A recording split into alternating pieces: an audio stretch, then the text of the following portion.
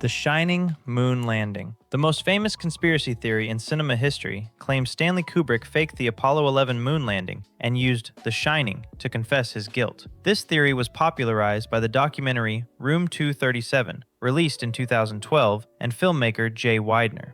The argument states that Kubrick was hired by NASA to film the 1969 landing footage due to his special effects mastery demonstrated in 2001, A Space Odyssey. The theory suggests that Kubrick's technical expertise and innovative cinematography made him the perfect choice for filming the historic moon landing on a soundstage, allowing NASA to control the narrative and ensure the footage was perfect. Several pieces of visual evidence support this interpretation. Danny Torrance wears a hand-knit Apollo 11 sweater while entering the Forbidden Room, which theorists argue is an intentional visual reference rather than a coincidence. In Stephen King's original book, the haunted room is numbered 217, but Kubrick deliberately changed it to 237 because the moon is approximately 237,000 miles from Earth. The specific distance connection is too precise to be accidental, according to Weidner and other theorists. The carpet pattern in the Overlook hallways is interpreted by theorist Jay Weidner as resembling the aerial launch pad shape of Apollo 11. Jack Torrance's outburst at Wendy, where he says, "Does it matter to you at all that the owners have placed their confidence in me?" is interpreted as Kubrick venting about the pressure from NASA and the government. The famous all work and no play pages are read as code for A11, meaning Apollo 11 work script, suggesting the repetitive phrase was actually Kubrick's acknowledgement of the Apollo project. All of these visual details, including the sweater, room number change,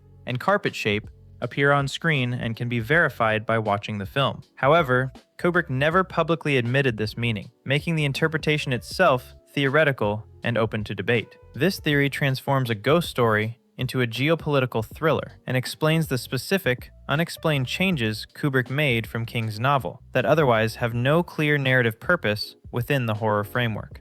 Cujo. The St. Bernard wasn't just rabid, he was the vessel for the restless spirit of a serial killer. In King's previous novel, The Dead Zone, the serial killer Frank Dodd, known as the Castle Rock Strangler, dies by self-inflicted harm. In the Cujo novel, King explicitly hints that Dodd's spirit haunts Tad's closet and eventually possesses the dog, transforming a sick animal into something far more malevolent and purposeful. The 1983 movie removed the supernatural narration present in the book, leaving audiences with what appears to be just a sick dog. However, the theory argues the movie still supports possession because the dog's intelligence and timing are far too calculated for simple rabies. A rabid dog would attack randomly and chaotically, but Cujo exhibits purpose and strategy. Cujo specifically targets people who could help, like the sheriff arriving to rescue the family, and demonstrates knowledge of the house's layout and weak points. He also seems to target those who have sinned, suggesting a moral judgment beyond animal instinct. The monster in the closet scenes in the film show an entity scouting for a vessel before moving into the dog, with shadows and movements that don't quite match typical animal behavior. Sheriff Bannerman,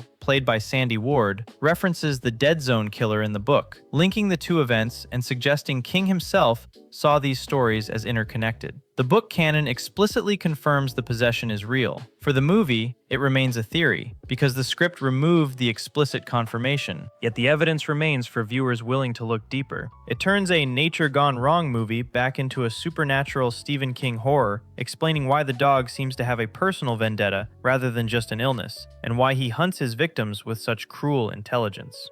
The Mist. The fan-hated religious zealot Mrs. Carmody was actually right about everything, including the ending. Mrs. Carmody, played by Marcia Gay Harden, preaches that the monsters are a punishment from God and require a blood sacrifice to leave. She calls this expiation, a religious term meaning to atone for guilt. Every time the group ignores her warnings and denies the need for sacrifice, people die. When they listen to her, or when someone dies nearby, they survive temporarily. In the controversial 2007 movie ending, David, played by Thomas Jane, mercy kills his son Billy and the other passengers in the car, believing this is the only way to spare them from the creature's horrors. Seconds after the son dies, meaning the sacrifice of the pure child, the mist lifts and the military arrives. The theory suggests the military didn't just happen to show up by coincidence. The god of the mist, the controlling intelligence behind the creatures, accepted the sacrifice of the boy and recalled the monsters immediately. If David had waited just 2 more minutes, the sacrifice wouldn't have been made, and the mist might have remained indefinitely. The timing of the ending is a verified fact, and it's too precise to be unintentional. Director Frank Darabont intended it as irony, using the ending to comment on despair and hopelessness. But the timing paradoxically supports the theory that Mrs. Carmody was correct about everything. This makes the ending even darker and more tragic. David didn't just lose hope too early, he inadvertently completed a dark ritual that saved the world at the cost of his son's life, proving that Carmody's theology was accurate, even if her methods were brutal. The Green Mile. John Coffey isn't just a psychic healer with unexplained powers, he is the literal second coming of Jesus Christ, according to this theory. John Coffey shares the initials JC with Jesus Christ, which King deliberately chose as an intentional connection. He wanders into the world with no past, no ID, and no history, mysterious and unexplained. He simply says, "I just am," echoing the biblical phrase, "I am that I am." He possesses the power to heal the sick and resurrect the dead, as seen when he brings back Mr. Jingles the mouse after the mouse has clearly expired. He takes the sins, meaning sickness and evil, of others into his own body and expels them through supernatural means. He is an innocent man condemned to die by the state, surrounded by mocking crowds, much like the crucifixion. His execution is a martyrdom where he accepts death to escape the pain of the world, suggesting he views death not as punishment but as relief from humanity's suffering. King has acknowledged the parallels in interviews, but the theory argues it is literal within the movie's universe, not just metaphorical, but an actual divine presence. The initials and powers are verified facts that King confirmed were intentional. The interpretation as a religious allegory is supported by the film's themes and imagery.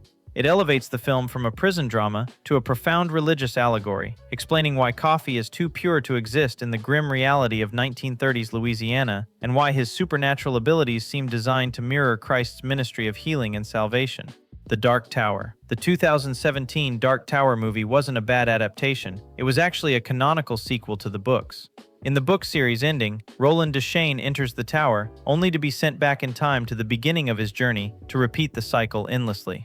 In the books, Roland does not possess the Horn of Eld, a crucial artifact that has disappeared from the world. In the 2017 movie, Idris Elba's Roland has the Horn of Eld visibly in his bag, which is a significant detail. Director Nikolai Arcel and Stephen King both confirmed this signifies the next cycle, or the last time around. This is not the first loop, but possibly the final one. This explains why events happen differently in the movie than the books. It is literally a different timeline or loop, suggesting that Roland has learned from previous cycles. The movie represents the final loop, where Roland might actually succeed and break the cycle, at least if the movie hadn't flopped commercially. The Horn of Eld presence and director and King quotes are verified facts from interviews. This theory borders on fact, but is still treated as a theory by casual audiences who didn't catch the prop detail or understand the book's cyclical nature. It serves as the ultimate get-out-of-jail-free card for a poorly received movie, proving it respects the source material's complex time loop mechanics and adds a layer of meta-narrative about hope and redemption.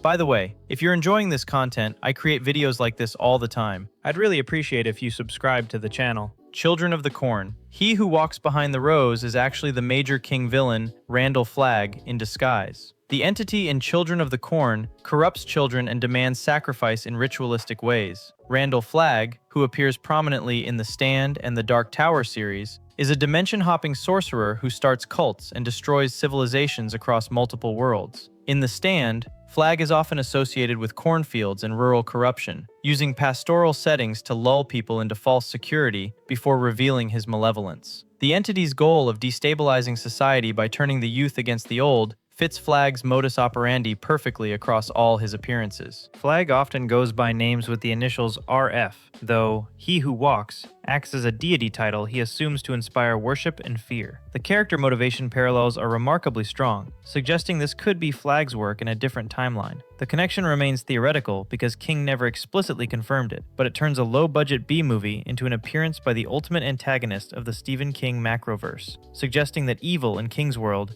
takes many forms, but often serves the same dark master.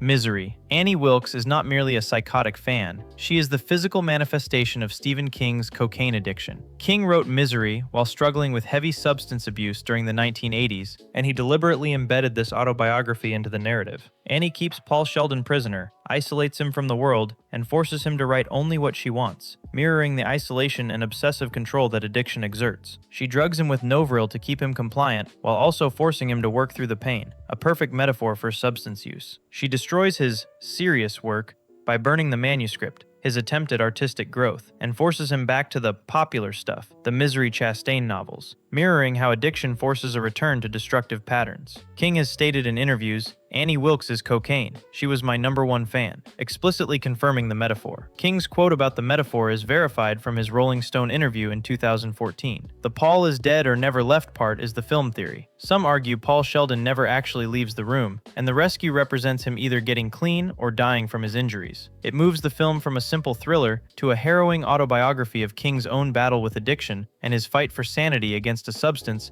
that demanded his constant attention and suffering. Stand By Me. The story of Lardass Hogan, told by Gordy, isn't fiction within the movie's universe. It's a local legend he embellished for entertainment. Gordy LaChance tells the story of Davy Lardass Hogan causing a mass vomiting incident at a pie-eating contest in Castle Rock. The theory argues that since all King stories exist in the same interconnected universe, Lardass was a real kid in Castle Rock history with a documented incident. In Needful Things, another King story set in Castle Rock, the Hogan family is referenced as prominent, suggesting a family history in the town. Gordy didn't invent the story from thin air. He simply took a local gross-out legend that circulated in Castle Rock and transformed it into his first piece of fiction, blending reality with storytelling. The Hogan family name exists in other King works, confirming these connections across the macroverse. The connection itself remains theoretical, but it blurs the line between the storyteller and the world he lives in, suggesting that King's narrators draw from the reality of Castle Rock rather than pure imagination.